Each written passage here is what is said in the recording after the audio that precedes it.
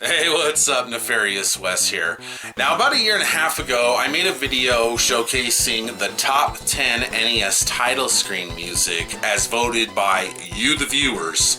And I asked 9 of my YouTuber buddies to help me out in presenting the thing. And I thought it'd be a lot of fun to go ahead and do another one. But this time I wanted to change it up a little bit, so this is for the Sega Genesis top 10 boss themes. Now, the same thing, I had people vote on it, so I know you guys voted a long time ago, and I want to apologize that the video has taken so long to make, but it is finally here. I asked 9 more of my YouTube buddies to help me out with this one, so you know what, let's not waste any more time, let's see what they are.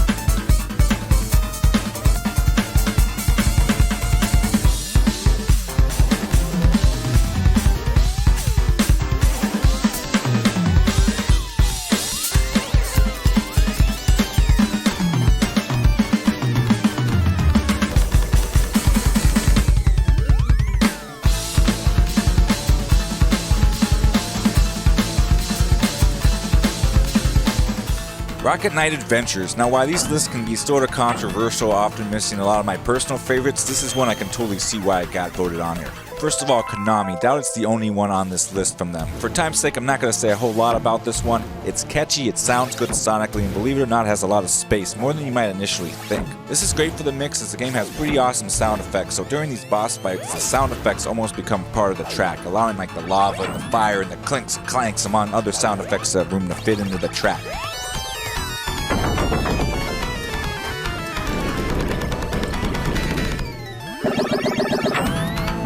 As this is a theme you hear multiple times throughout the game, it doesn't get old, and these boss fights can get pretty epic too. I'm a chicken, suck my cock.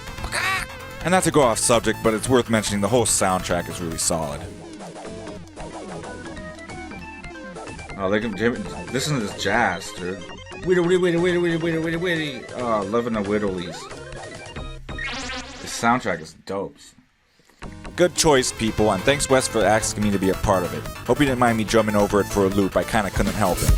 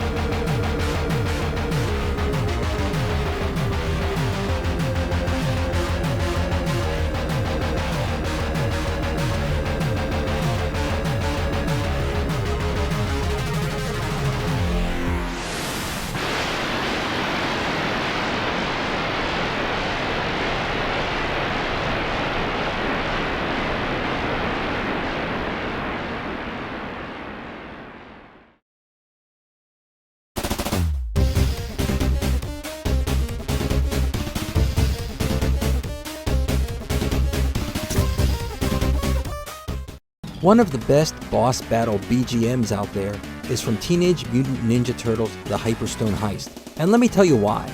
Simply, it rocks. Right from the start, that rolling drum intro and bass line hit, and it lets you know things are gonna get serious. The track lasts about 30 seconds before it repeats, but you'll probably not notice.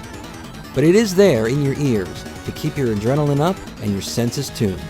The Genesis always gets compared to the Super Nintendo, and if you listen to both the Hyperstone Heist and Turtles in Time, it's clear the Genesis is better.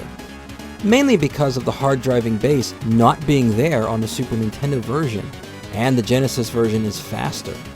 It sounds more like the arcade, and it still hits those specialty trademark tones that the Genesis was known for, giving it a more Sega-ish feel.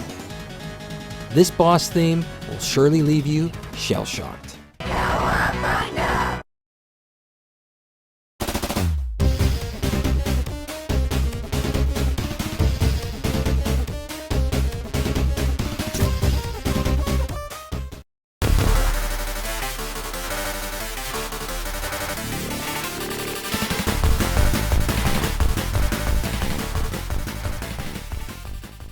We all look forward to a good boss fight at the end of a stage, and having great music is a must. The Contra series is known for its great music, and Contra Hardcore does not disappoint. The music kicks you right in the teeth at the beginning with a frantic, fast-paced beat. It eventually transitions to being a little bit softer, but with a great bass line. And even though it slows down a bit, it keeps that adrenaline pumping. The boss music in Contra Hardcore is used for a variety of boss fights, so you'll be able to hear this theme more than once depending on the path you choose. It is used as the Stage 5 boss theme if you save the Research Center and then either fight or surrender and fight later at the end of Stage 4. If you fight, you'll also be able to hear the music in your last fight with Deadeye Joe. After about a minute and a half, the song starts to loop back over, so keep those boss fights going so you can listen to this awesome theme as long as you can.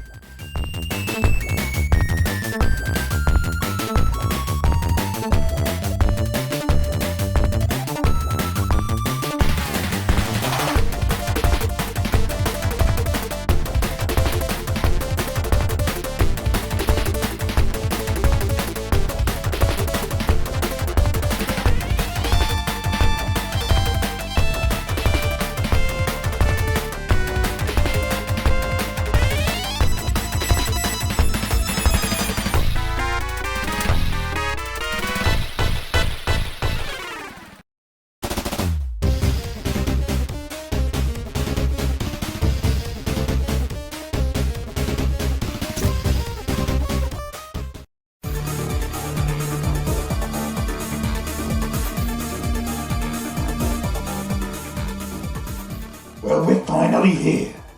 I guess we now decide who becomes your right-hand man, who doesn't, and battle it out between ourselves. Well, we came all this way. What do you want us to do? Destroy you? Oh, okay, that's different. Well, let's get to it. Streets of Rage 2. Not only one of the best Mega Drive games ever, but one of the best video games of all time. The second game in the series got everything right, and that includes one of the most iconic soundtracks in video game history. As you ascend to the top of Mr. X's tower, you must complete a small boss rush before defeating his right-hand man Shiva, and this is when the final battle commences. Essentially, Mr. X's theme is a remix of the original boss theme from the first game, only with a little more polish. It accompanies the final battle perfectly and is a fitting representation of the menace that is Mr. X. Certain parts of the track are designed to create tension and get the adrenaline pumping, as you avoid Mr. X's gunfire and attempt to inflict damage without losing too much of your own health. Yuzo Koshiro is an absolute master of his trade, and without his signature soundtracks, many of the games of this era would have likely been thought of very differently. The soundtrack is audio perfection. It's the perfect end to a pretty much perfect game in my opinion. Wouldn't you agree? I certainly would.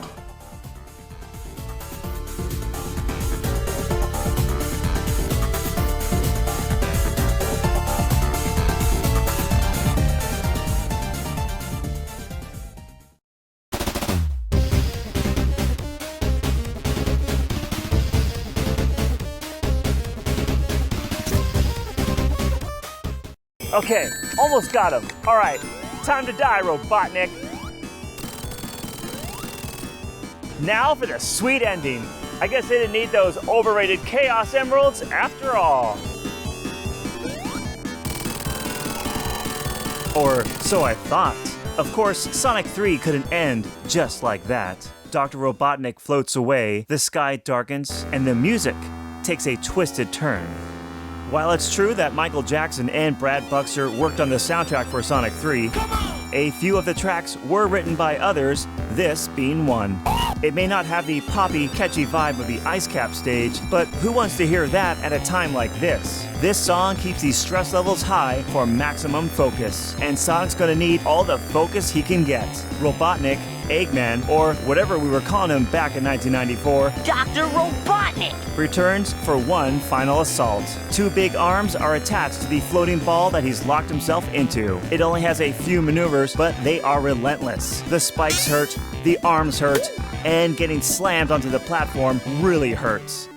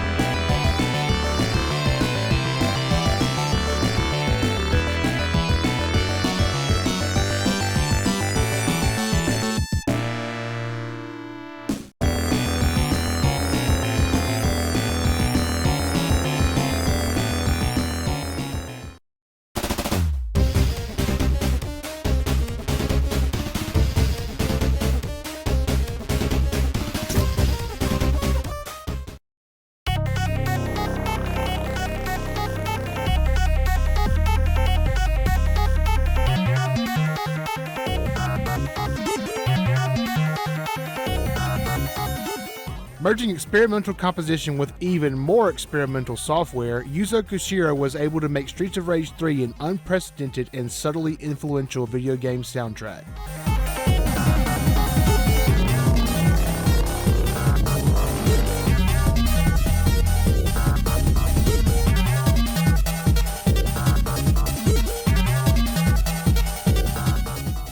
I'm not sure how many times you'll hear Koshiro's name in this video, but I bet it's more than once. He is rightfully considered the master of Sega Genesis audio, but is not solely responsible for the unique music on display here. The avant-garde sound was honed by many wild nights in Tokyo's rave scene with his protege, employee, and collaborator, Motohiro Kawashima.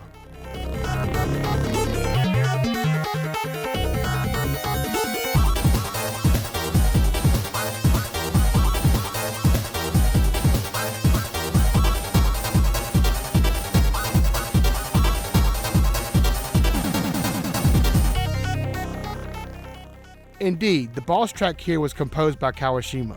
His voracious appetite for mid-90s underground electronic dance music allowed him to blend a multitude of styles such as house, electro, and jungle into a hardcore beat derivative of its time, fit for the dance floor as well as video game. More importantly, it's a goddamn good boss theme. With manic tempo, harsh tones, and panic atmosphere, its tense and anxious energy creates that crucial gravitas necessary to both keep the player alert of impending threat as well as serve as a background for a violent battle.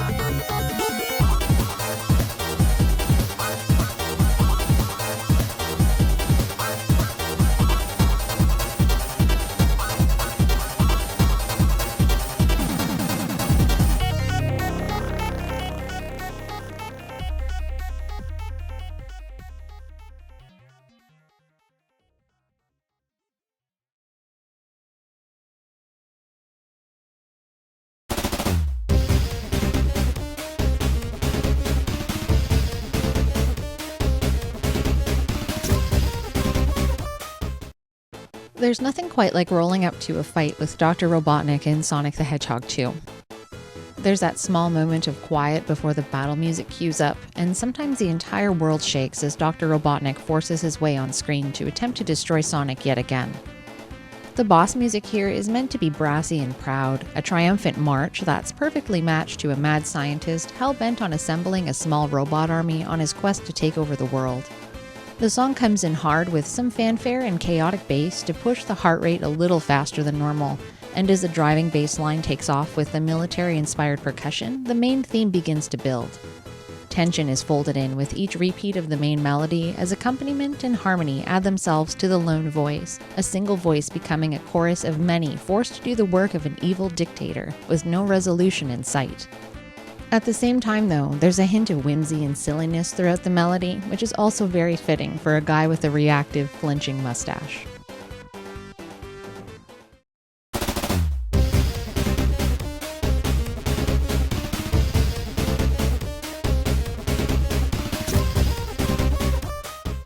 Yuzo Koshiro's track list on 1991's Streets of Rage is a masterclass of music. And it's no wonder that his boss fight music would probably be his most catchiest. What starts as a dark and ominous track heralded by booming bass and drums soon gives way to the hi-hat cue, and instantly we wind up in some house party from the 90s. The siren sound and the voice kicks in with a repeating line that gets stuck in our brains long after we've hit the power button. And what's left is an instant classic. Screw fighting. Let's get down and boogie with this iconic boss tune that will get us up off our carpets and get down with our bad selves.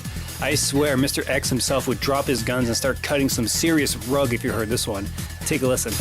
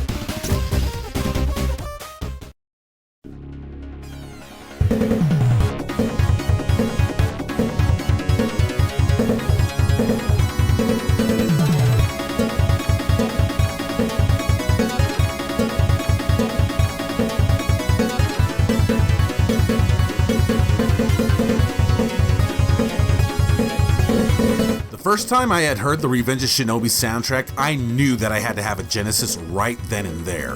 While it's a no-brainer that Yuzo Koshiro's music would appear multiple times on this list, The Revenge of Shinobi remains his favorite work of mine, and the boss theme is unquestionably the one that stands out the most in Joe Musashi's 1989 adventure. The quick-tempoed percussion complements the battles against several iconic pop culture figures well, such as the Terminator, Godzilla, Spider-Man, and Batman, and accurately conveys the moniker of Terrible Beat. This track gets me amped up to bombard baddies with a hail of shurikens, and is hands down my all-time favorite boss theme on the Sega Genesis.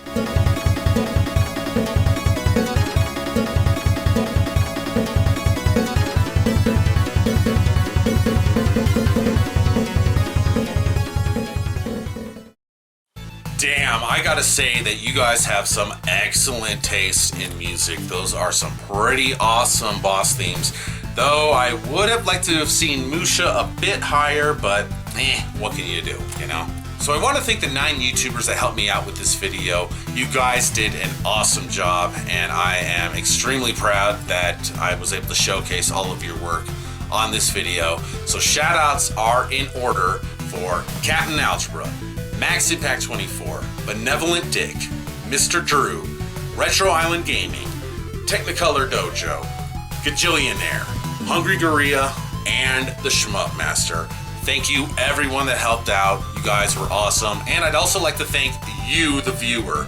Your input was invaluable, and this video would not have been possible without your contributions. So thanks a lot. So I hope you liked this video. Chances are I'll probably do something like this again in the future, so make sure to stay tuned. But until next time, I'll catch you guys later.